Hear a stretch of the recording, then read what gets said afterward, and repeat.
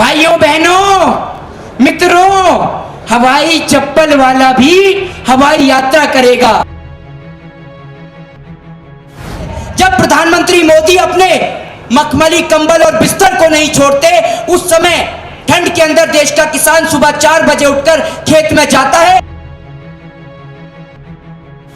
कि अगर आप जनरल डायर है ना, तो हम भी जलियांवाला बाग हैं, चलाइए जितनी गोलियां आपको चलानी है। यहां पर एक नहीं 1 लाख सीने, 1 करोड़ सीने तैनात हैं,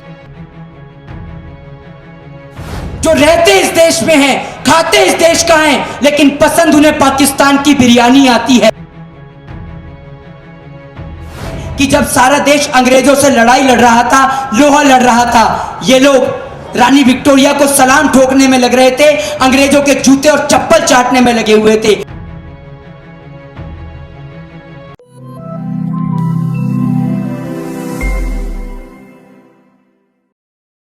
सबसे पहले तो यहां पर बैठी जो मेरी बुजुर्ग माताएं हैं, मैं उनके चरणों में सादर उनको प्रणाम करूंगा और उस मां को प्रणाम करूंगा कि वो 84 साल की बूढ़ी मां जिसका बेटा देश के खातिर शहीद हो जाता है, लेकिन वो मां आज भी अपना फर्ज निभाने के लिए यहां पर आ रही है।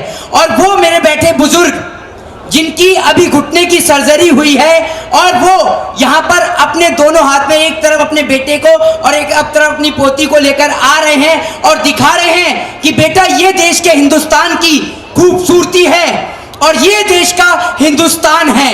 और जब बात हमारे हक की हो, हमारे अधिकार की हो और हमारी मिट्टी की हो, तो हमें किस तरीके से जंग लड़नी चाहिए, ये हमें यहाँ आकर सिखा रहे हैं। और आज जो देश की सरकारों ने यहाँ देश के किसानों को सड़क पर लाके खड़ा कर दिया है, तो मैं उनको बस यही बताना चाहता हूं कि अगर इस देश के अंदर इस देश का किसान नहीं रहेगा, तो बिना किसी बाढ़ के, बिना किसी सुनामी के और बिना किसी प्राकृतिक आपदा के देश के अंदर भूखमरी छा जाएगी, देश भूख से ग्रस्त हो जाएगा।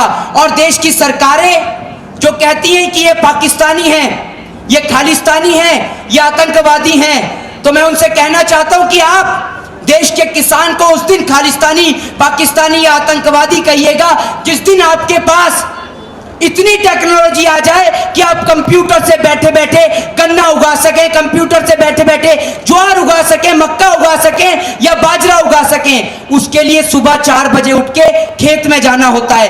जब प्रधानमंत्री मोदी अपने मखमली कंबल और बिस्तर को नहीं छोड़ते, उस समय ठंड के अंदर देश का किसान सुबह 4 बजे उठकर खेत में जाता है और कश्मीर से कन्याकुमारी तक देश के तमाम लोगों के पेट भरने का काम करता है। और आज ये दिन इतिहास में काले अक्षरों से लिखे जाएंगे कि आज देश की सरकारें उन लोगों से तिरंगे का प्रमाण मांग रही हैं कि जिनके बेटे खुद तिरंगे में लिपट कर आते हैं। और जब इनके बेटे तिरंगे में लिपट के आते हैं ना, तो इनके पिताएं जो हैं वो आंसू नहीं बहाया करते, बल्कि छाती चौड़ी करके कहते हैं कि मेरा बेटा देश के खातिर शहीद हुआ और मुझे गर्व है अपने बेटे के ऊपर। और आज ये जो सेलिब्रिटी जो बोल रहे हैं, एक तो होते हैं सेलिब्रिटी जो सी वाले होते हैं, ये एस वाले हैं, सेल वाले सेलिब्रिटी, समझ रहे हैं आप। यहाँ बहुत सारे लोग बैठे, हजारों की तादाद में, लाखों की तादाद में, मुझे तो आज तक कोई नहीं मिला।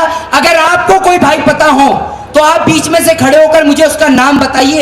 एक ऐसे देश के अंदर सेलिब्रिटी का नाम बता दीजिए जिसका बेटा देश के खातिर शहीद हुआ हो, या देश के अंदर एक ऐसे नेता का नाम बता दीजिए जिसका बेटा देश के खातिर शहीद हुआ हो। कोई नहीं है ऐसा देश के अंदर, समझ रहे हैं। देश में आजादी सभी को चाहिए, लेकिन लोग सोचते हैं कि भगत सिंह कौन बने और किसका बेटा बने, ये सोचिए आप देश के अंदर। और प्रधानमंत्री मोदी जी को कहना चाहूंगा कि अगर आप जनरल डायर है ना, तो हम भी जलियांवाला बाग हैं, चलाइए जितनी गोलियां आपको चलानी है। यहां पर एक नहीं 1 लाख सीने, 1 करोड़ सीने तैनात हैं। और आप और हम सब बात करते हैं देश के अंदर राजगुरु सुखदेव और भगत सिंह की। लोग भगत सिंह की बहुत सारी बातें कहते हैं, कहानियां पढ़ते हैं, लेकिन आप सब लोग भगत सिंह के बारे में शायद जानते ना हो। भगत सिंह अपने घर को छोड़कर चले जाते हैं, और भगत सिंह अपने घर को इसलिए छोड़कर जाते हैं, उनकी दादी उनकी शादी की बात चला रही होती है। तो भगत सिंह की उनकी दादी के आगे एक बात नहीं चलती है, जिस कारण भगत सिंह अपने घर को छोड़कर चले जाते हैं और पिता को लेटर लिख के जाते हैं और उस लेटर में लिखते हैं कि पिताजी मैं आपसे क्षमा मांगना चाहता हूं कि मैं घर को छोड़कर जा रहा हूं, और वो मैं इसलिए जा रहा हूं ताकि मैं अपने देश के लिए अपने देश को आजादी दिला सकूं। और उस दिन का दिन था और देश की आजादी का दिन था और देश की भगत सिंह की फांसी का दिन था। भगत सिंह कभी अपने घर पे लौटकर नहीं आए। तो आप और हम देश के अंदर आज अगर यहाँ पर बैठ के बोल रहे हैं ना, और मीडिया के लिए कहना चाहूंगा कि जितना बरेली के बाजार का झुमका नहीं गिरा, उतना मोदी सरकार के राज में मीडिया का स्तर गिर चुका है। और आज आप और हम जो बोल रहे हैं ना यहाँ पर, और मैं भी जो यहाँ पर खड़े होकर बोल रहा हूं, ये देन है देश के अंदर उन क्रांतिकारियों की, उन राजगुरु सुखदेव, मौलाना अब्दुल कलाम आजाद, भगत शहीद चंद्र। और हम किसी अंग्रेज के घर में बैठ के उसके जूते और चप्पल साफ कर रहे होते तो ये आजादी हमें देश के उन क्रांतिकारियों ने दिलवाई है। तो फैसला आपको और हमें करना है, क्योंकि अगर किसान इस देश की नींव है तो जवान इस देश की छत है, और हमें छत और नींव दोनों मजबूत चाहिए। ना हमें सरहद पे जवान की शहादत चाहिए, ना खेत के अंदर किसान की आत्महत्या चाहिए। हमें दोनों पे ही रोक और पाबंदी चाहिए। तो सोचना आपको और हमें है, या तो देश को दोबारा से गुलामी की तादाद पे ले जाएं, या फिर ऐसे लोग जो रहते इस देश में हैं, खाते इस देश का हैं, लेकिन पसंद उन्हें पाकिस्तान की बिरयानी आती है, ऐसे लोगों को चुनना है। तो फैसला आपके और हमारे हाथ में है। और देश के अंदर जो लोग कहते हैं ना कि यहाँ पर तो बैठने की संख्या बहुत कम है, तो भाई आपको भी मौका है, एक बार आकर तो देखिए।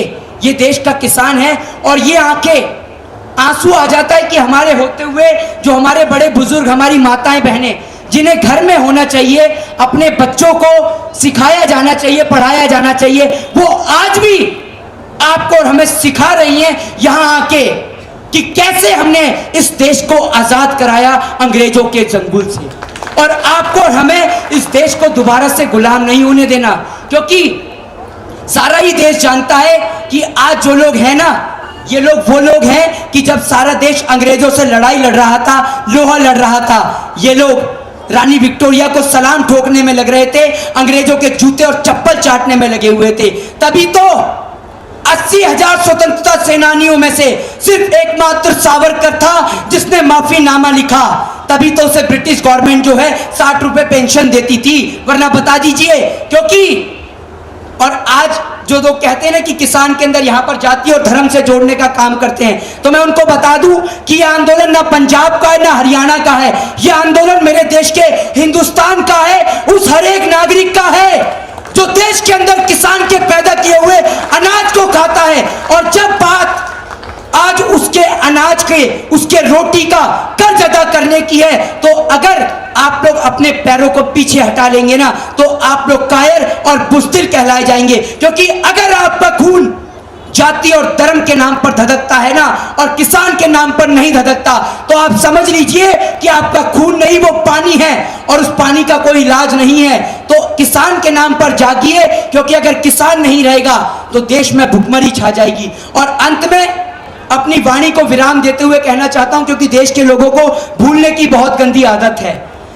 आप और हम, क्योंकि मैं उस समय नहीं था, लेकिन बैठे मेरे यहां पर बुजुर्ग उस समय जरूर थे, कि जब हमारे देश के अंदर अमेरिका से वो सड़ा हुआ वो पीएल लाल गेहूं आता था, जिसे खाकर देश के लोग बीमार होते थे, तब भारत देश में नारा दिया गया, जय जवान जय किसान का नारा, कि भूखे मर जाएंगे लेकिन अमेरिका से सड़ा हुआ गेहूं नहीं लाएंगे। लेकिन आज देश की सरकार दोबारा से वही नौबत लाने को खड़ी कर रही है। अरे एक बात आप मुझे बताइए, मात्र चंद उद्योगपतियों के खातिर देश के तमाम किसानों को बलि का बकरा बनाना क्या जायज है? अरे सरकारें और प्रधानमंत्री मोदी जी के झूठ के बारे में तो क्या बोला जाए, ये तो पूरा देश ही जानता है। ये इतना झूठ बोलते हैं, कहते हैं भाइयों बहनों मित्रों, हवाई चप्पल वाला भी हवाई यात्रा करेगा। और आप ये देखिए, पहले तो कोविड के दौरान लोगों के पैर से हवाई चप्पल छीन ली और अब एयरपोर्ट ही फेंक दिया, तो ना रहेगा बांस और ना बजेगी बांसुरी। तो ये वो लोग हैं, इन्होंने देश में कुछ बनाया नहीं है, लेकिन बेचा बहुत कुछ है। और एक अंत में बस एक बात बोलना चाहूंगा छोटी सी, कि जो लोग कहते हैं कि 26 जनवरी के दिन घटना को लेकर, तो ये उनके लिए कहना चाहता हूं कि 26 जनवरी के दिन देश का तिरंगा अपनी जगह वही लहर रहा था, उसी जगह लहर रहा था। तिरंगे को इस देश के अंदर ना कभी आंच आ सकती थी, ना है और ना आएगी। और जिस दिन तिरंगे को आंच आएगी, हम लोग भारत देश के नागरिक अपना गर्दन कटवा सकते हैं, लेकिन तिरंगे को आंच नहीं आने दे सकते। और ये वही माएं हैं जो अपने सीने पे पत्थर रखकर बेटों को सरहद की हिफाजत करने के लिए भेजती हैं। किसी नेता के अंदर इतना दम नहीं, उस नेता के अंदर इतना दम नहीं है कि अपने बेटे को सरहद की हिफाजत करने के लिए भेज सके। पढ़ने के लिए विदेश जरूर भेज सकता है, लेकिन सरहद की हिफाजत करने के लिए सरहद पे नहीं भेज सकता। तो एक बार आप लोगों को दिल से सैल्यूट है। जय हिंद, जय भारत, वंदे मातरम। वाहेगुरु जी दा खालसा, वाहेगुरु जी दी फतेह। जो बोले सो निहाल। जय जवान, जय जवान, इनकलाब, इनकलाब। एक छोटी सी बात इनकलाब से बोलूंगा अंत में कि इनकलाब की अगर आप और हम बात करते हैं तो आप जानते हैं इनकलाब का नारा किसने दिया? इनकलाब का नारा देने वाले आज हमारे बीच नहीं है। शहीद भगत सिंह, जिन्हों को एक खंबे से बांध दिया गया था ब्रिटिश गवर्नमेंट के द्वारा, और खंबे से बांधकर उनके तन बदन से कपड़ों को उतारकर उन्हें पीटा गया था, मारा गया था। और भगत सिंह को जब खोला जाता है तो भगत सिंह बोलते हैं इनकलाब जिंदाबाद, इनकलाब। तो ब्रिटिश ऑफिसर उनसे पूछता है कि तुम्हें दर्द नहीं होता? तो भगत सिंह कहते हैं कि मुझे दर्द नहीं होता, मुझे दर्द जब होता है कि जब आप मेरे देश के लोगों को प्रताड़ित करते हैं, उन्हें शोषित करते हैं। तो देख लीजिए आप लोग, उस मां के रक्त को, उस देश के आजाद के वीर के रक्त को हमें व्यर्थ नहीं जाने देना है, और देश के किसान को, आपको और हमें हर तरीके से समर्थन देना है। जय जवान, जय जवान, वंदे मातरम। शुक्रिया।